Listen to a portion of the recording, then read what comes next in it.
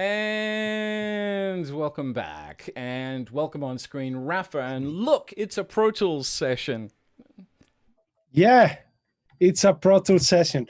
And actually, I wanted to bring something that I have done very, very recently. I just worked on this like maybe a week ago. It's going to be released in about 2 or 3 days. And it's a session that actually holds a very special place for me because I work on this same exact song, but performed by a different artist 17 years ago. So this is something, a remake of the song with a completely different style, in a completely different style, you know. Wow. Well, we're looking forward to hearing it. So who is the actual artist again? The original artist that actually performed this song and wrote this song is Alejandro Sanz. He's a Spaniard based in Miami now. And he wrote and released this song 17 years ago. It's a very special song because actually I even won Best Engineering for this song, a Grammy for Best Engineering for this song, for this album actually. But now we did a remake of the song with a flamenco artist. So it has the flamenco flavor, it has the whole flamenco vibe by an artist called Jose Antonio Rodriguez. He's a guitar player. He doesn't sing at all. He's a guitar player, instrumentalist, super, super highly regarded in Spain and around the world. And he brought, a group of guest singers, Pablo Lopez from Spain, India Martinez, another flamenco singer, El Pelé. There are 2 more, Gianmarco from Peru, and damn, I'm forgetting the 5th name. Let me tell you right now. And oh shit, it will come to me. But this is just a very, very special version because Jose Antonio Rodriguez was the guitar player who played the underlying, flamenco guitars in the original version 17 years ago. And then he actually ended up going on tour with the artist, with Alejandro Sanz.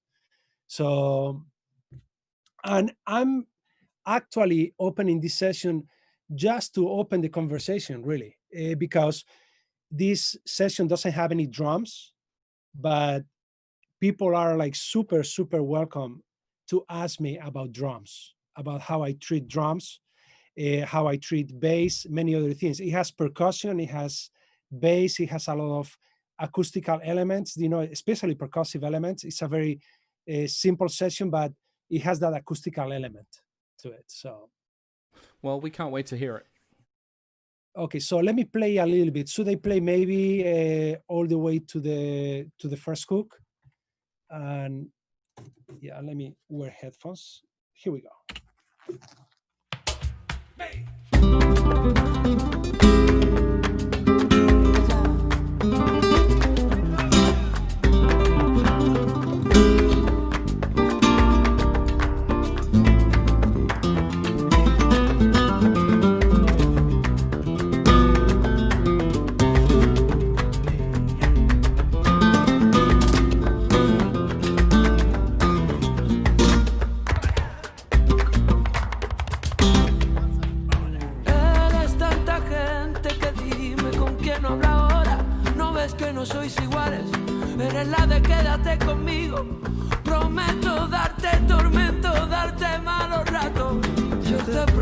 Si me escuchas, niña,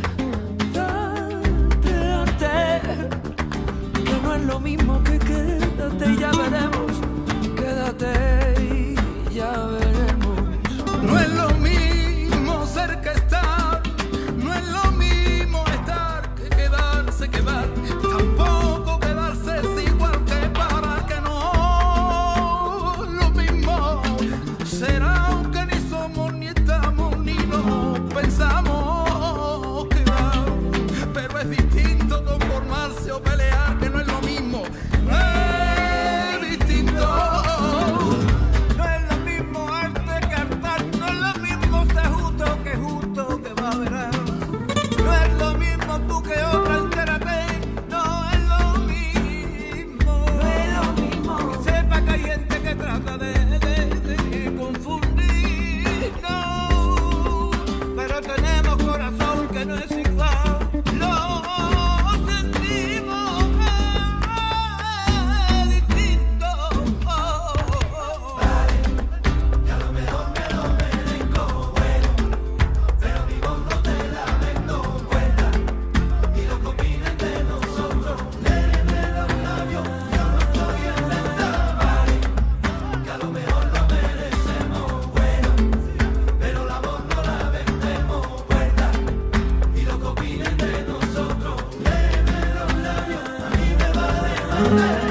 Puerta y aire que me... So yeah, that's a little taste of the song. In reality, if you listen to the original one that you can easily go online and look for it, Alejandro Sanz, No es lo mismo. It's a very highly powered, drum, kick and bass, drums and bass, based, super powerful song. The big anecdote about this session is that it is the very first song I ever recorded with Alejandro. This was the song that we actually started working on. And I remember being booked at Criteria Studios in Miami, and somebody messed up the whole schedule in terms of who was going to be recording first. Obviously we were going to start recording drums and bass. It was Anthony Jackson on bass, Vinny Colaiuta on drums, and a big array of other musicians, including Michael Landau and Jose Antonio Rodriguez on all of the nylon and acoustic and flamenco guitars. But the day we started pre-production, which we were gonna do for 3 days, they told us, Vinny is here. And I'm like, what? Vinny is what? Yeah, Vinny is here in the studio. He's gonna be in the studio in about 2-3 hours, and he's wondering, what time you want him to start setting up, or how do you wanna. I'm like, no, he was supposed to be here like in 3 days, 2-3 days. So that's for real. That's how it happened. And this is the very first song, and I had to improvise even the whole drum miking thing, because I thought about it, but I didn't actually do any setup. And we were actually in Studio A, the biggest room at Criteria, the Hit Factory.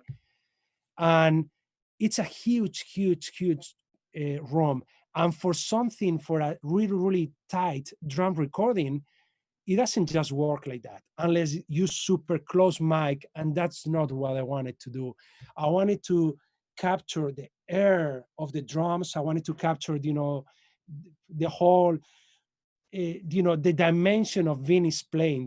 He's all about nuances. Even when he plays like super hard, there's so much nuance to everything he does. All of those ghost notes, and all of his work on the hat and the overheads. And so basically I blanketed 3/4 of the studio, or 2/3 of the studio. I blanketed, and I used gobos around the drums, so I could actually move the gobos in and out of the drums in order to create the spaciousness of the overheads. Because the overheads, to me, it gives you the overall sound of the drums and the spaciousness of the drums.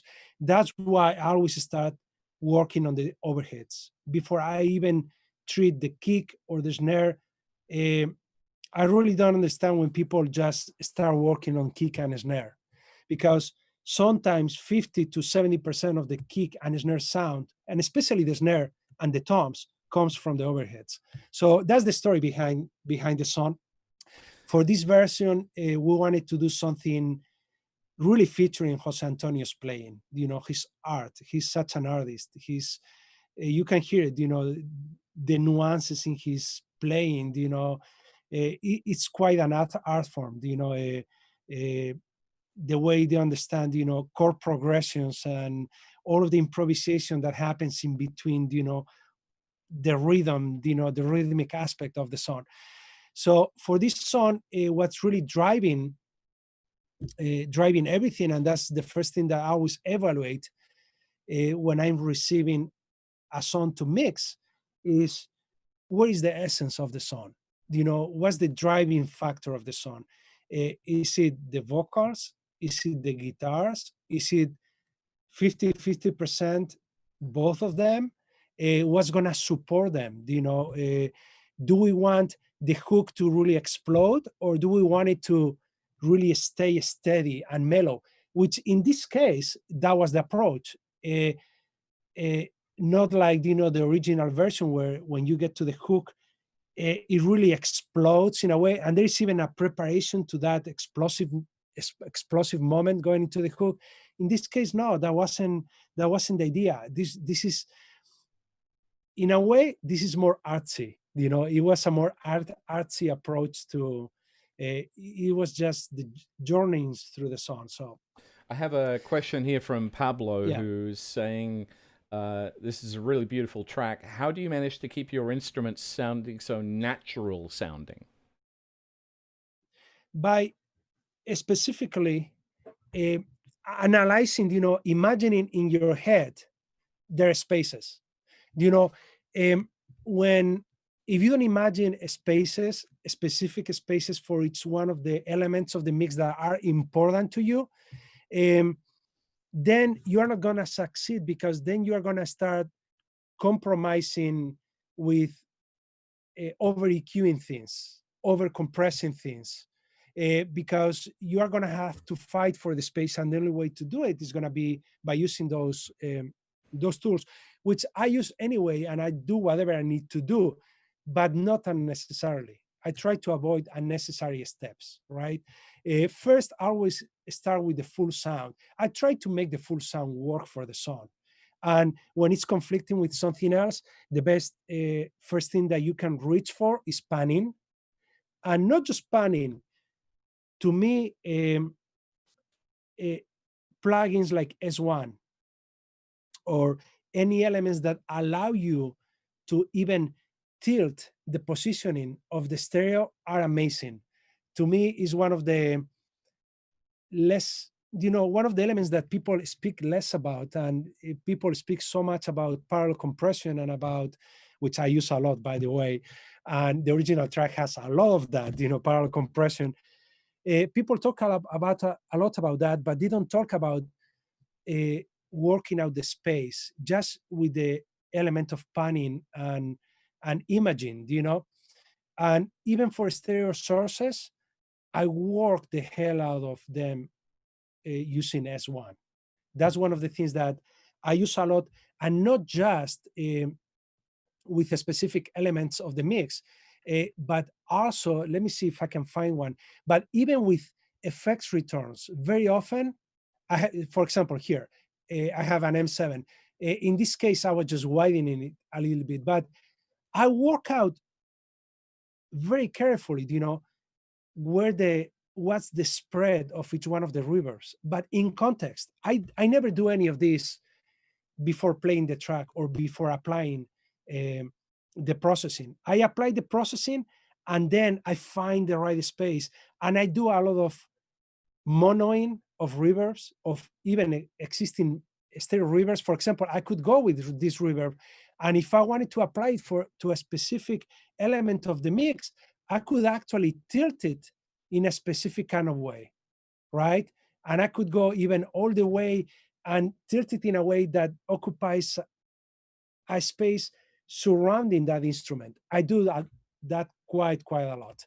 And even monoing, these sources, monoing, and then using the panning possibilities that you have, the rotation and the asymmetry to find that space. And you do all of this by ear, but you do it within context. I'll never do it in solo. Solo is only for double checking if you have missed the point, but not for actually mixing. I'll never mix. Solo is your worst enemy. It is, because it takes everything out of context, and suddenly you're not exactly working. So the Pablo Gabriel, I think that Rafa just answered your question.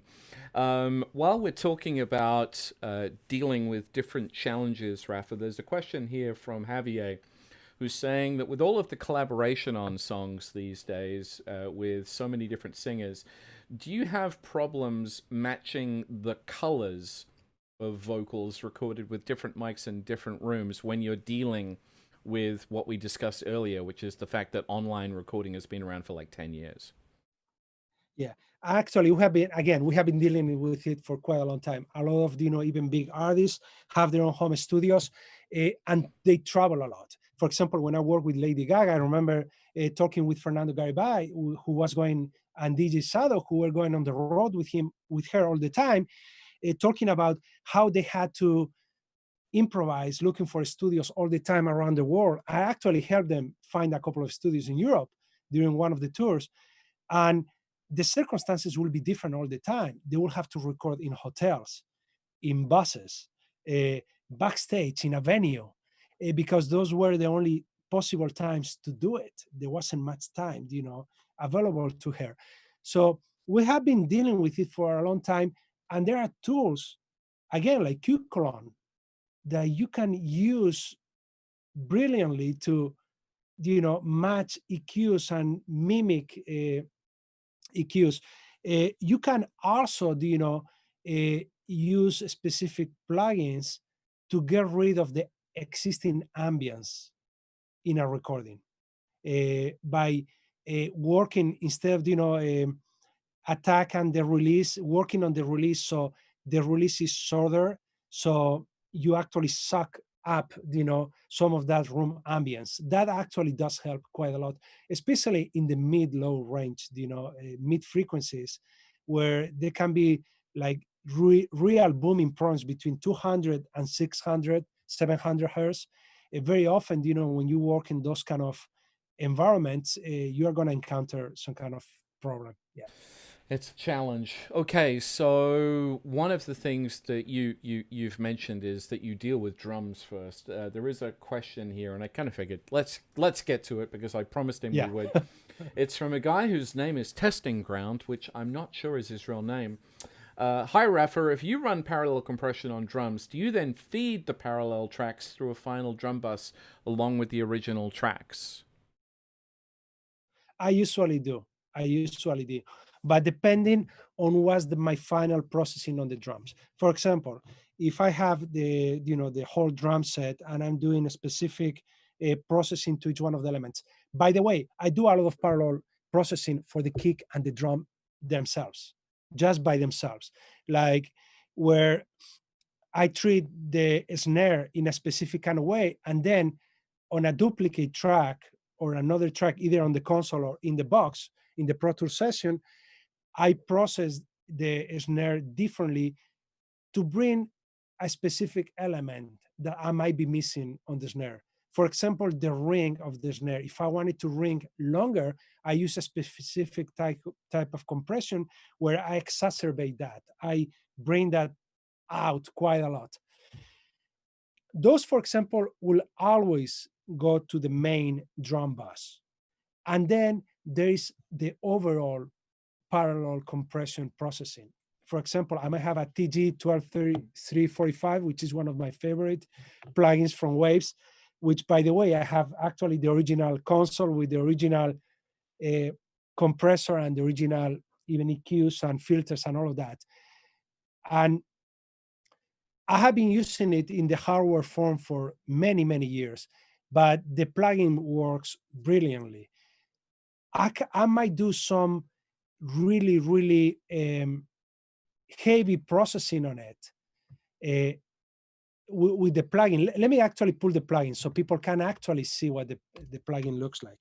Let me create a stereo track, which is going to be my, let's say, like test track, right? We're working on the fly here, folks. We're working on the fly. And I'm actually going to bring... Don't forget your headphones, Rafa. Yes, I'm gonna wear them right now. I have some drums here. Let me solo these drums. These are from a different session, but I wanted to have some available just in case we saw any of this. This is actually a very atypical drum sound, and it might be actually great for testing, this kind of parallel compression. But I have these drums. Let me mute the other feed. Let me mute it. Let me look for it. Mute it. Okay, here we go. For example, let me try with other drums to see which one actually will fit the bill. Okay, so I have 3 different drum sets. They're actually very mellow. They're not, and I did it purposely to demonstrate a couple of things.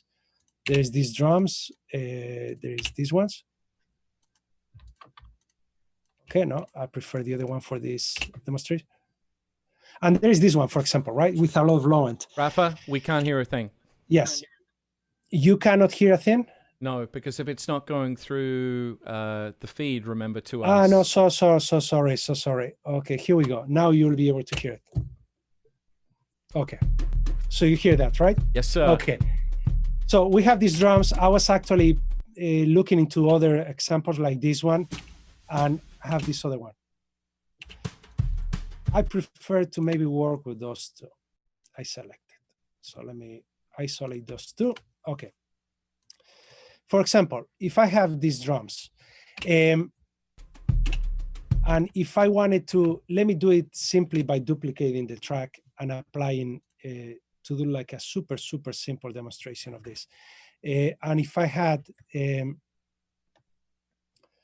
the compression I was talking about, something like the, here it is, the TG, right?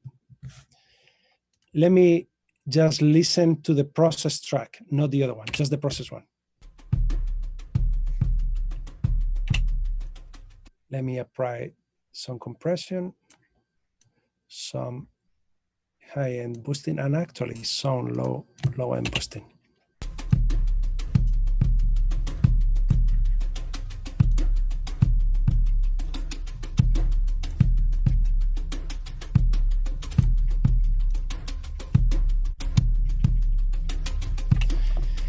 Check out how this is actually a very kind of extreme setting. For example, for something like this, I might, apply some pre-EQ to just, which is something we do quite a lot, EQ pre-compression, even though I have EQ in here. For example, right now it's going the EQ first, then the pre, and then the dynamics, right? I can even, well, it's too much, it's distorting because of the low end. For example, if I encounter something like this on my parallel channel, I might want to filter slightly the low end. Let me go to a 550B. I might actually want to save off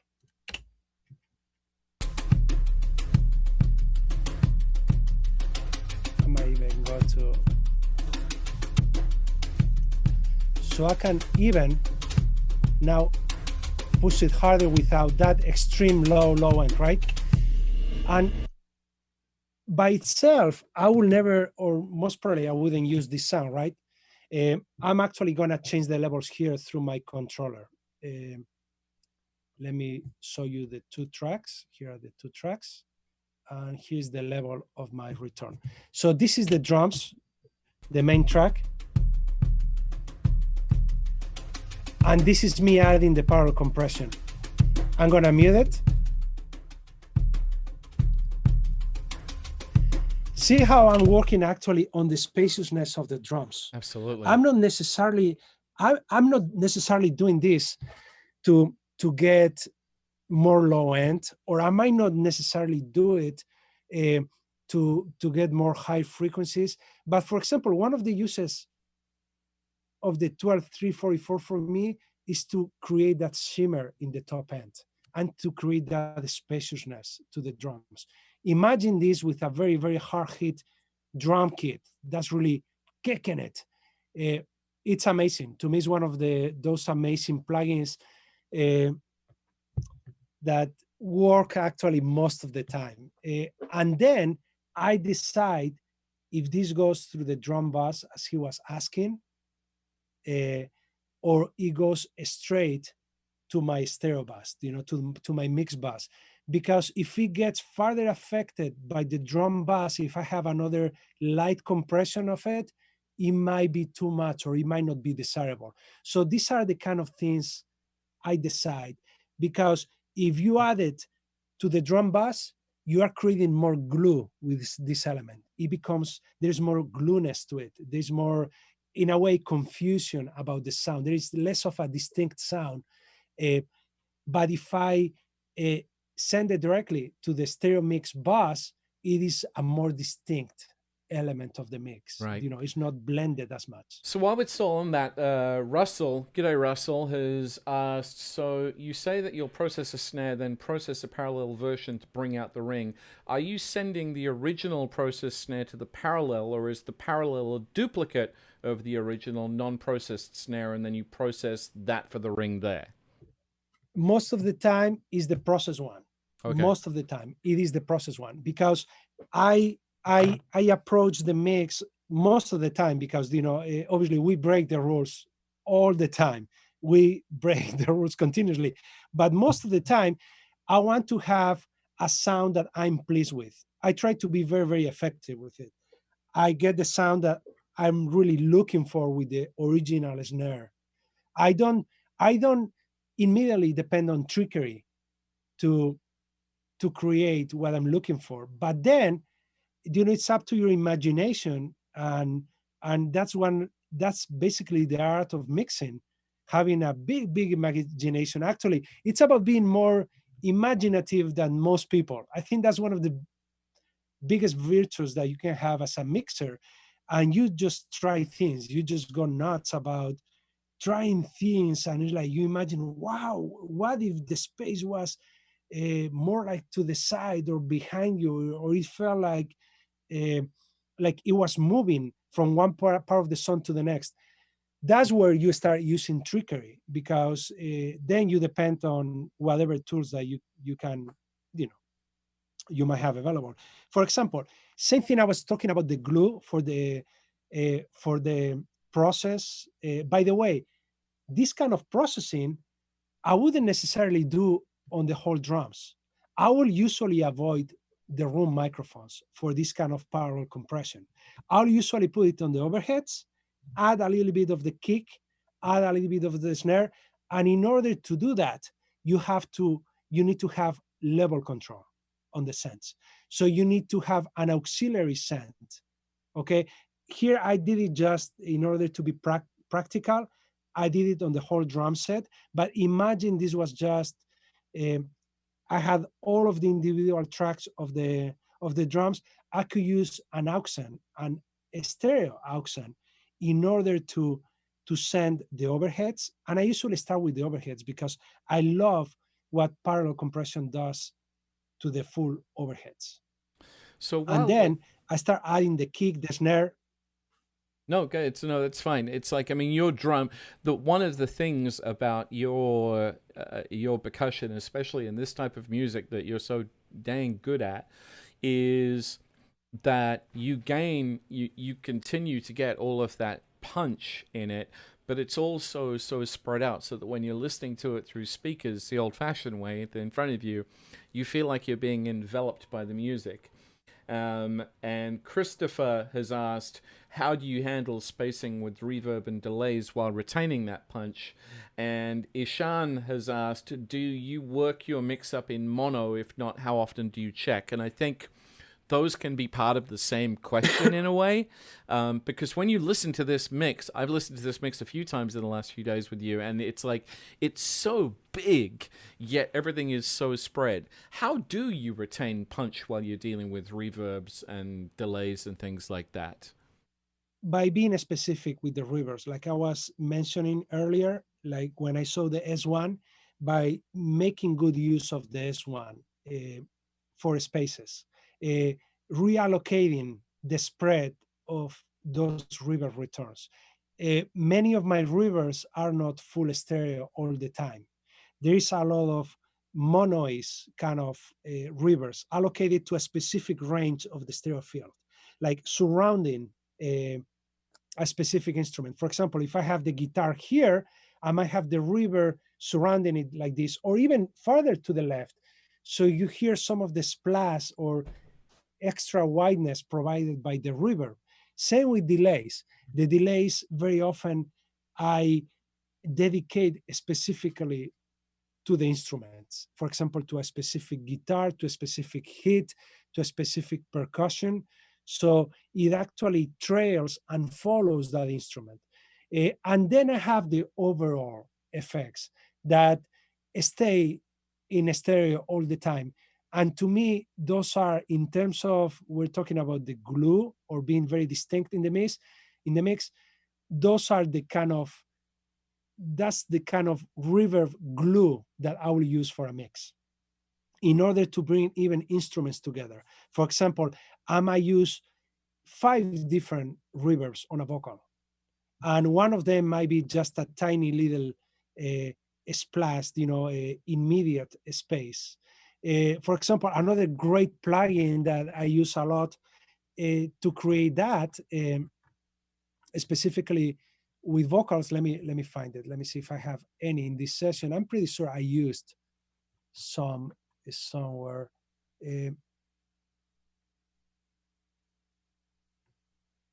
Some of the river. While you're going through this, I'm just curious, Yes. how many tracks in this session?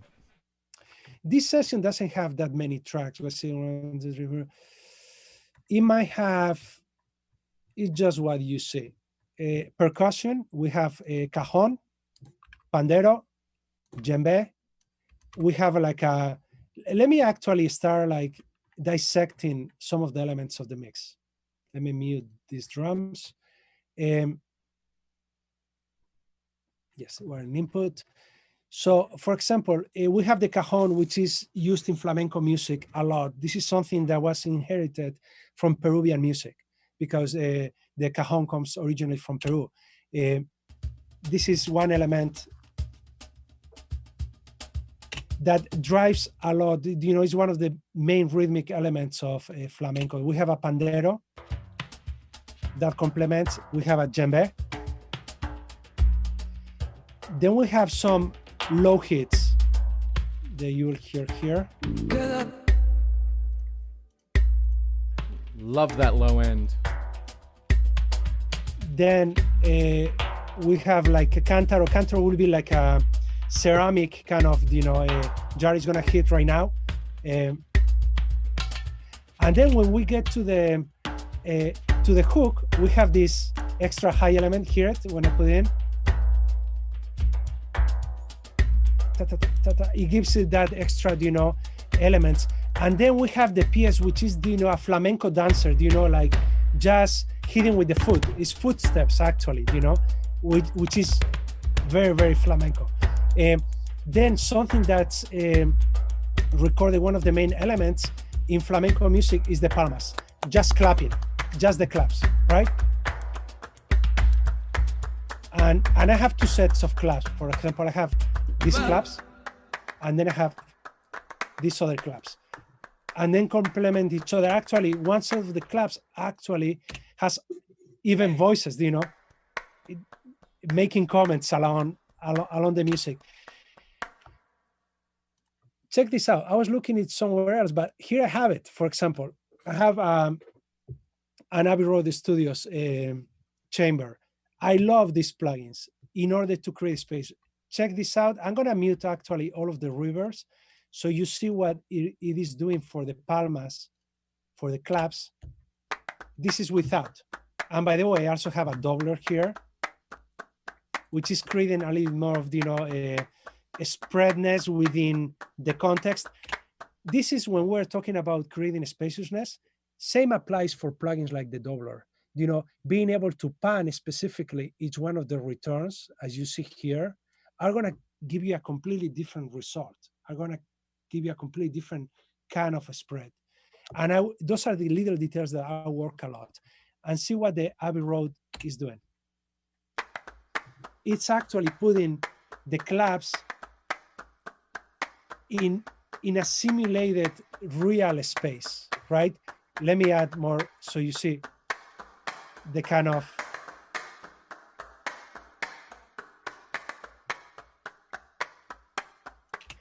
this is the kind of for this kind of music, the kind of effect that I will use a lot on many different elements of the mix, even on vocals, to create that early reflections, that smaller room but bright, that gives you an uplifting feel, you know, to the instrument. And then on top of this, palmas, we have the nudillos.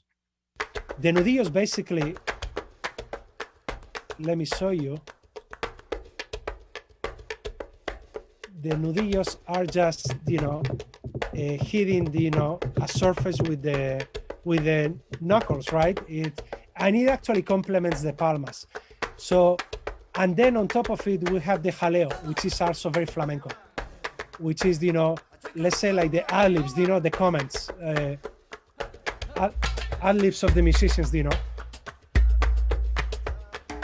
The dynamic bass in that is amazing.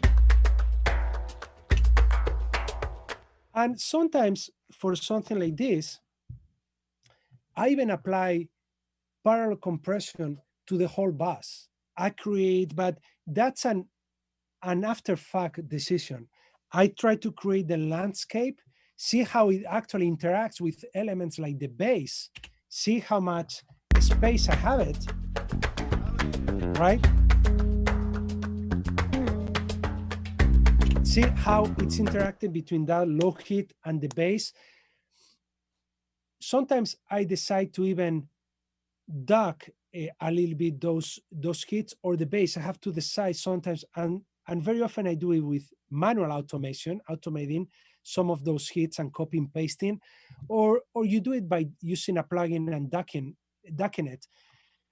And for example, see how this blend sounds right now?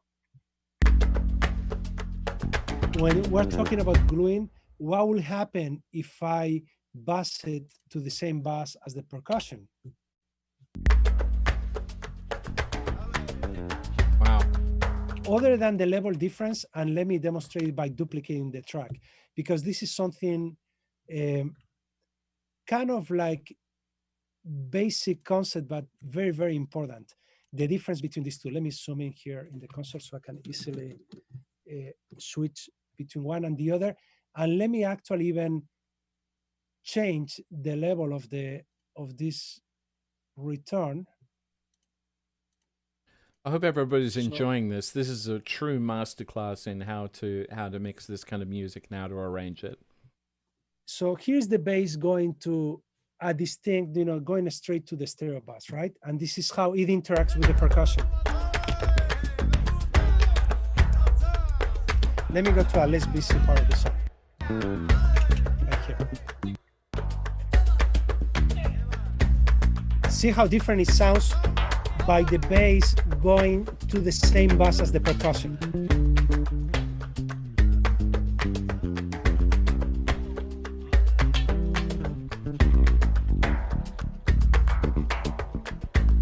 I don't know if you can hear the difference clearly, but here's going to the stereo bass.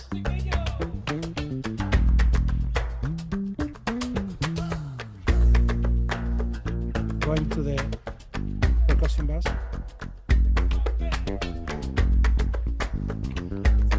Talking about the glue element in a mix, right? For example, if I wanted to go in an in-between part of it, always taking into consideration, obviously, what you're doing to phase and whatnot. But if I wanted to do that, instead of, I'm just gonna go back to the original bass that's going to the stereo bass, right? I have it here. Let me put it in view. This track here. Let me make it bigger. And I'm sending to the percussion bass by going through this fader.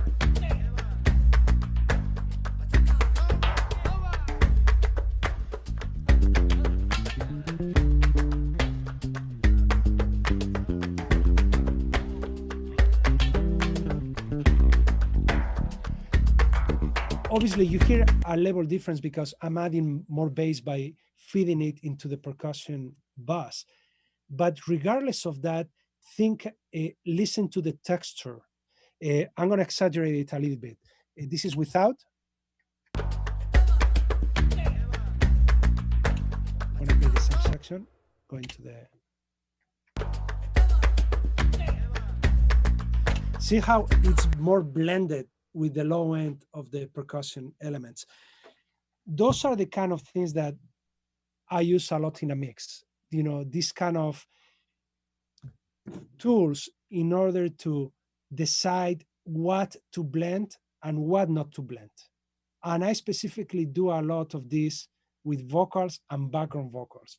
For example, if I have a lead vocal and I have a group of background vocals that I want specifically to blend more with the lead vocal, I will send some of it to the same bass as the lead vocals, being processed through the same overall compression and things like that.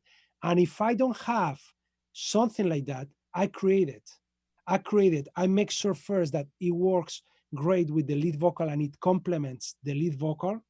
and once I'm sure it complements the lead vocal and works amazingly well with it, and then I send some of the background vocals to it, and I create that kind of blend between the two elements. I actually have some questions here about dealing with vocals in specifically.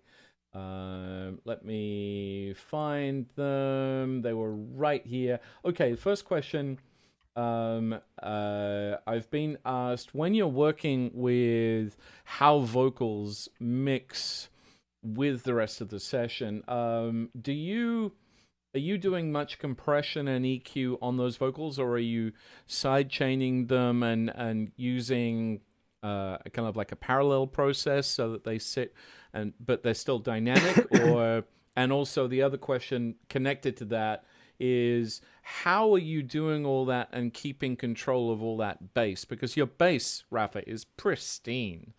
It's really pristine. So while we're talking vocals, let's focus on the vocals first, though. Yeah. Depends on the track, depends on the style of music. For example, if I was working on something very lyrical, like right now I'm mixing, I'm producing an operatic kind of project with a very well-known tenor. It's just piano and vocals. I wouldn't dare use parallel compression for that, only because there is some value to the integrity of the vocal per se as it is. I don't want to add any other artifacts to the vocal that come with parallel compression. Keep in mind, no matter how well you do it, you are always incorporating some kind of phasing issues into the equation, into your mix, into your sound.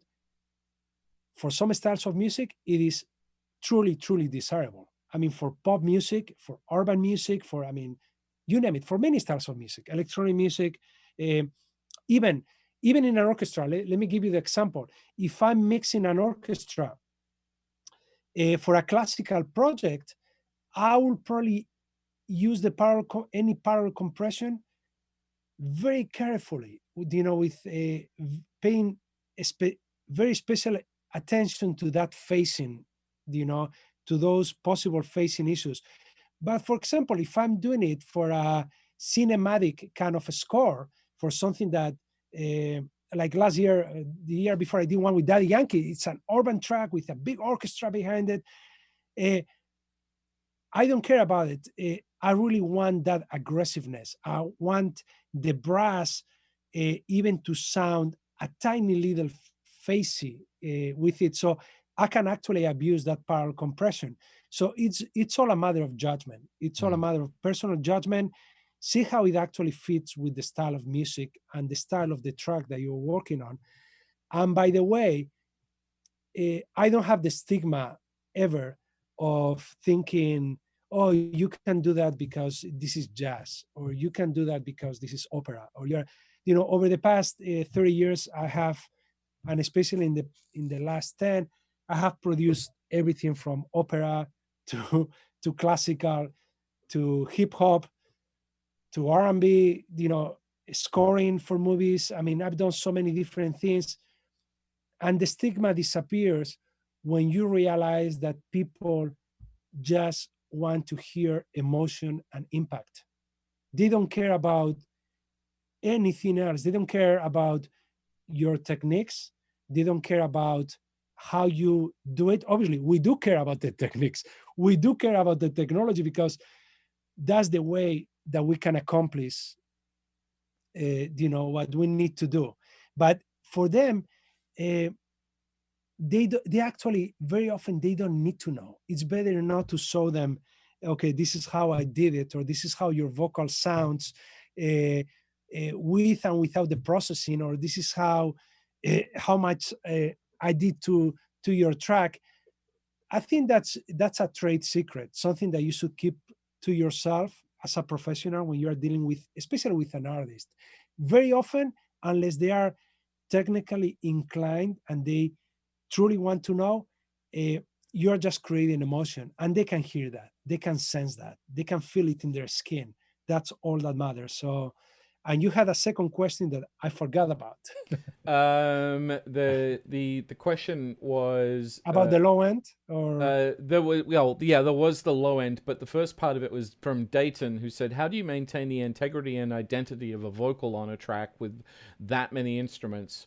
He said he starts good, but with time the instruments start taking over the song. always reevaluating the mix with the vocals from the very beginning. That's something I learned early on in my career. Uh, when you're building the track, even when you are building, drums and bass, even at that stage, if I had like a super busy and super heavy drum and bass track, or a super heavily, like this is actually not overly, heavy, but it can be a little busy. I incorporate the vocals early on. As I'm working on the percussion and as I'm working on that low hit, I incorporate the vocal, and I see where there could be a conflict of interest between those elements. And I work it out. I work it out not just with EQ, but I work it out with the space. Space is super important. Just a minute panning of one of those elements can leave enough room for the low end of the vocal to speak. So when we're talking, the difference between a processed sound and a really transparent sound, how do you feel about plugins like HLS or the Pi compressor as something that you would use in a mix like this to try and keep it as transparent sounding as it does? Let me actually give it a try. I'm actually a super, super fan of the Pi compressor. So let me actually work on a duplicate of the bass, right? And let me apply the Pi. With the Kramer, what is it?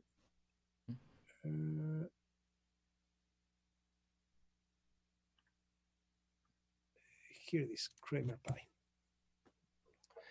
By the way, there are two of the Kramer plugins that I truly love, and it's not just the Pi, but also the HLS. I freaking love it. One thing about the Pis, and you will notice, even behind in my rack, I have some of the original Helios Pis in my rack, so I know them very well, and I have 4 more of these Pis, the hardware version of it. The plugin is brilliant. I really love it, and I'm very, very glad that you guys did this one and work on this one.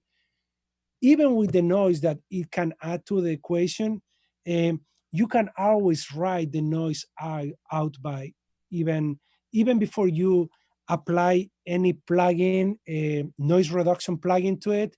Forget about it. Even use your manual writing, automating, the decay of some of the notes so the noise doesn't come across, because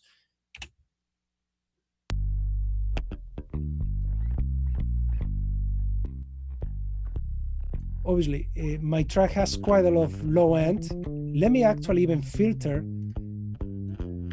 some of the low end so we can actually be more extreme with the compression.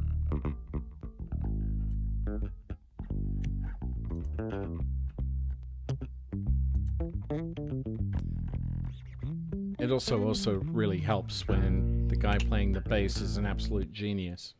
Yeah, actually, I remember the name of the other main vocalist of this song, which is Miguel Poveda. He's in the flamenco world, he's a superstar. He's like, I'm sorry, I forgot his name. Miguel Poveda is the other singer. And this plugin adds so much vibe to anything you put it on. So much vibe. And check out also, the other plugin I was talking about, the Kramer HLS. It's another of my go-to plugins that I use all the time, because we're talking vibe, texture, what this plugin does to the mid frequencies and what it does even to the very low. For example, this bass doesn't need any extra low end, okay? Let me get rid of what I did here very quick so it's not interacting. This is the original bass, right? check out what kind of, you know, gluey sub low that you can add with this. This plugin, the Helios stuff, the same as the Sound Techniques vintage stuff, which are also owned, you know, some of the original pieces of gear, is very tricky because even the frequencies, when they show you, they are not for real. They're trying to deceive you. It says 160 is not 60. It says 120 is not 120. You have to basically follow your ears. You are actually going higher than that because the curves are different than any other EQs that we might get used to. Like, for example, if I boosted at 60 with a different EQ, I wouldn't be affecting 100 hertz as much as I am doing right now. This one actually goes quite higher than what it actually shows. Let me get rid of this, but check out what it does to the mids. Let me exaggerate so you can really hear it.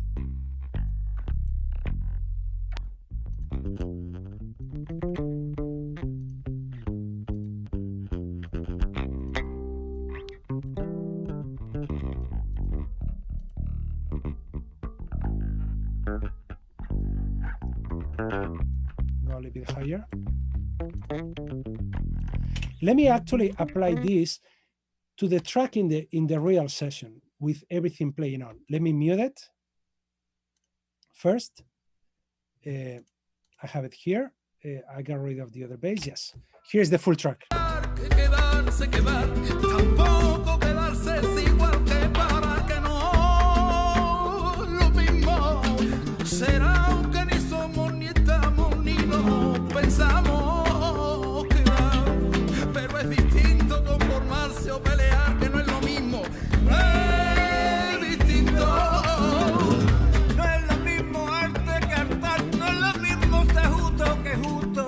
See how much more the fingering comes across in the mix. If that's what I was looking for, I will definitely use the Kramer HLS. I love this plugin.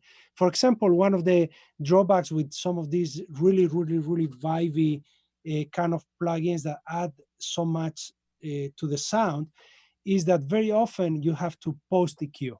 You know, I EQ this, but I might actually apply a post EQ, like a very surgical post EQ, where I'm actually getting rid of some of the extra frequency range that it is affecting, because many of these EQs have very wide curves. Right. Okay, they have very wide cues. So can you bring up HLS or Pi again? I have a question here from Bruce. G'day, Bruce. And his question is actually a really good one. When you're dealing with this kind of music or any kind of music, but you're working with this kind of model of a hardware, and you've already said that you love this and you love the Pi, where do presets come into this when it comes to guiding you through what works and what doesn't? Because obviously we support a lot of presets. How do you feel about presets? I'm a preset junkie. I was just saying, and I have, no shame on it. I love to go through people's presets. I love to go through, just experiment and just throw things in, like the same. And even with my own stuff, for example, I create presets of bassing for percussion, for something like this. And I might have something else from another project I did for another flamenco project that actually sounded completely different. For example, Niña Pastori. And I might just imported it as a template and switch in between them and try to collect my thoughts and see, okay, what was my thinking process with that one? And it's an amazing learning process. And it actually keeps you inspired by going through presets. When I get stuck with a mix, in a mix with a specific element of it, that's one of the things I do a lot. I just go like, okay, now let's have fun. Let's just go for it. Like I load, presets, go through them and try to mess things up. And then I might find, that tiny little element of inspiration. I might not use that full preset as it is, but it triggers something that, it's revealing. Like, for example, it might be something about the low end something about, how the vocals sign in the top end. I mean, there are so many elements to a mix, but yeah, I have no shame on saying, I think presets are quite amazing. And So, they're yeah. a great, not just a start point, but a great inspirational tool. I think also one of the other things to add to that is the fact that we never actually stop learning.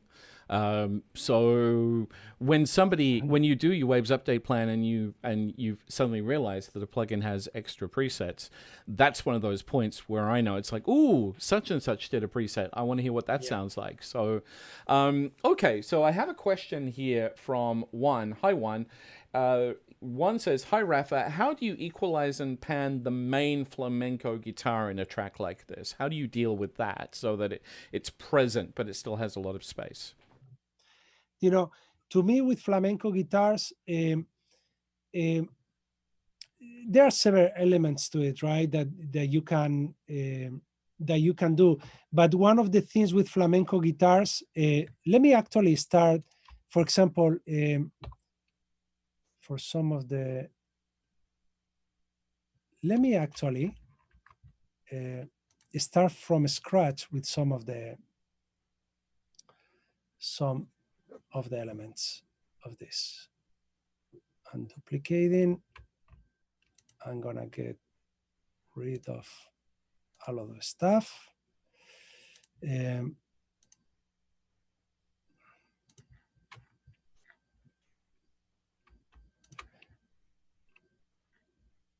Let me pass differently. Let me bus to the stereo bus. You are a master of bussing. For example, there was a full debate, when people talk about mono stereo, bounces of the tracks. For example, in this case, they gave me 2 stereos for left and right, but they truly are monos, okay? You have to be quick at evaluating what's truly stereo, what's truly mono. In this case, for the practicality of it, because I notice a slight difference, not just in level, but in sound, if I picked only on a stereo track, for example, like this. Can we make sure that we've still got audio, by the way? It's like when you press play a second ago, I didn't hear the session. Oh, sorry. I buzzed to the wrong output. Okay, here we go. Now we got audio. For example, this track, if I split this track into 2 monos and I play with it, I notice, for example, let me mute the rest. I noticed. So that's on one side. Yeah, that's on one side, right? That's only on the right side. By doing critical listening, I noticed that playing only the left or only the right had a slightly different texture, and I like it better. And it wasn't just a volume thing. And it might have to do with the fact that maybe, I think this track was originated in Logic. Maybe when they bounce the track, some kind of bus processing, existing bus processing in the system had a slight difference between left and right, and combined, it creates like a very specific kind of sound. So I decided to use both sides of the stereo track. But usually when people send me like mono tracks bounce to stereo, I pick one of the sides and just work on one of the sides, left and right, and choose it and get to work to it. One of the elements that are important to me when I'm working with flamenco guitars is retaining the low frequency punch. And very often I compress that aspect of the guitar. Let me put it in mono so it doesn't sound to the side. Let me make it louder, get rid of the automation.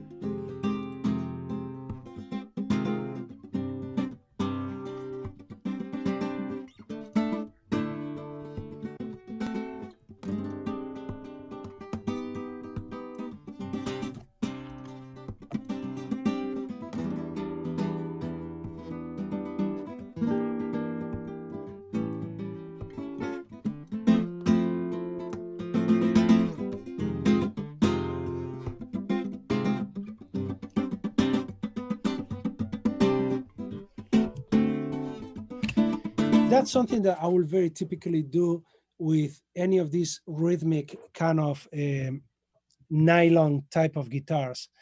I will use dynamic compression, I will focus especially on the very low frequencies. And very often when I'm doing this, I will apply very often another EQ, post this process and apply another EQ and maybe high pass filter the very, very, very low end of the guitar, because I don't want that rumble to make the guitar less distinct, okay? And then after I do this kind of like zoom in processing of the flamenco guitar, if I wanted to give it more of the nail, in the string, I'll do something like that. Listen to this versus, and even compress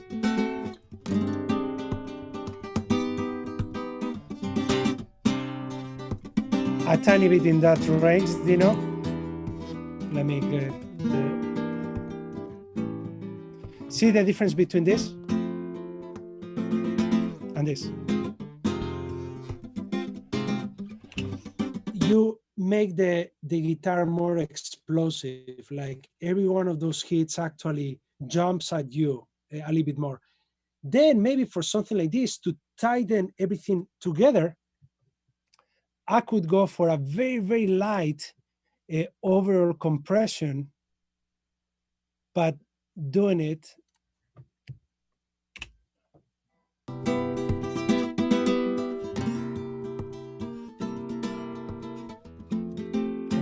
here.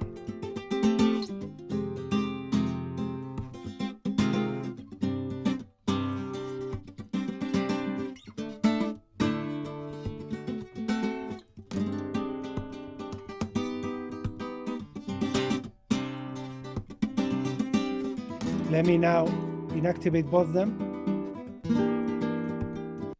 Now, let me apply this process, for example, to the stereo rhythm as it is, okay?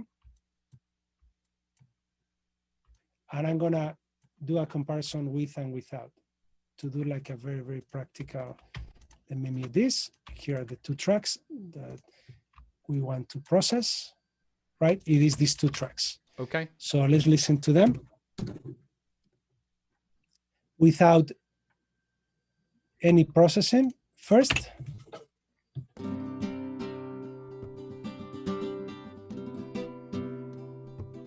See what the C4 does.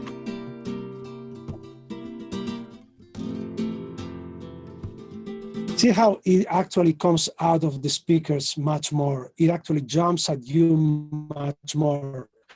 Here is the point where I will even evaluate if I really want it all the way to the left or not. Depends on what I'm trying to accomplish in the mix, but also changes your stereo perspective, the broadness of the mix. It changes actually quite a lot. It's the kind of thing that you cannot underestimate. When you do this kind of processing, you are changing the perception in the stereo field. It's so bizarre.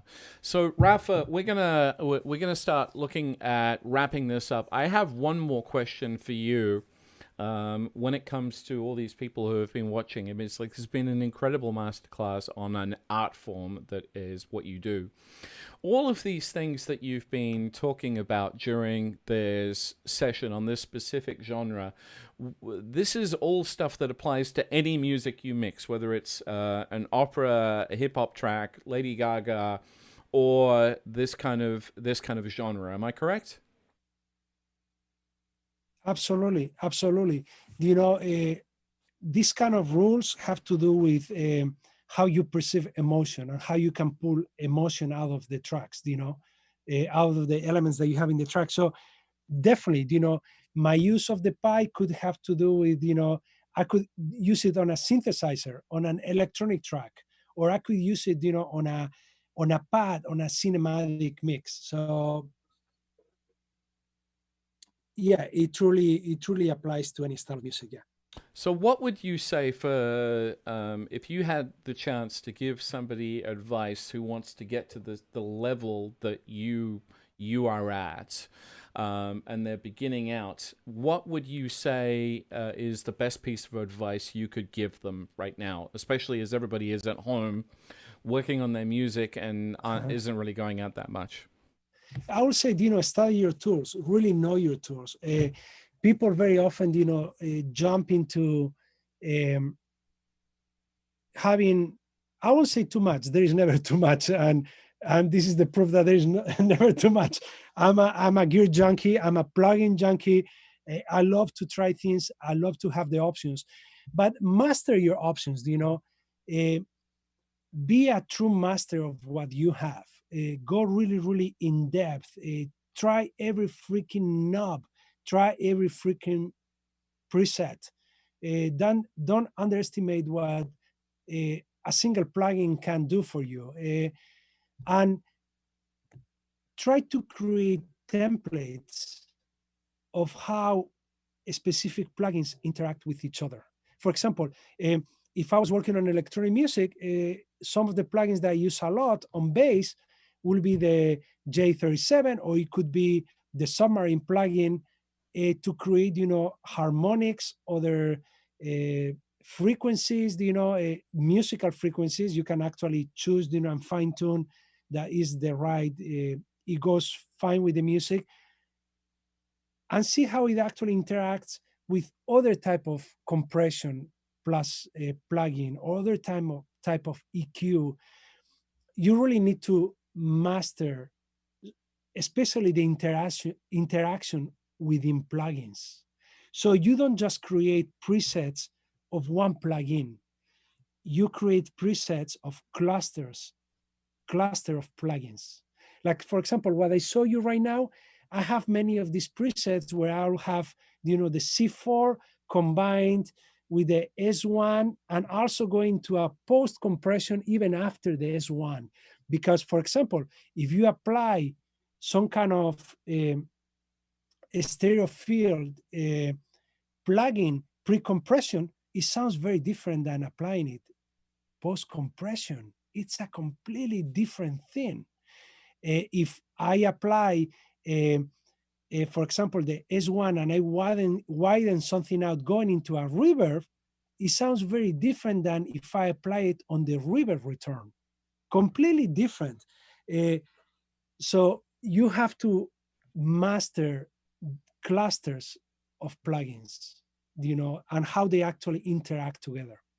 All right, beautiful. Well, I would like to thank you on behalf of everybody who's been watching. Rafa Sardina, thank you so much for this open session. It's been an absolute blast for me. I love this session. It's like I've heard this a few times with you, and I never get sick of it, and I never get sick of listening to your work. Thank you so much, and everybody out there in Wavesland. Thank you, guys. Thanks so much for watching, and we'll be back next week, same time, with Piper Payne. Take care, everybody. She's great. Hey.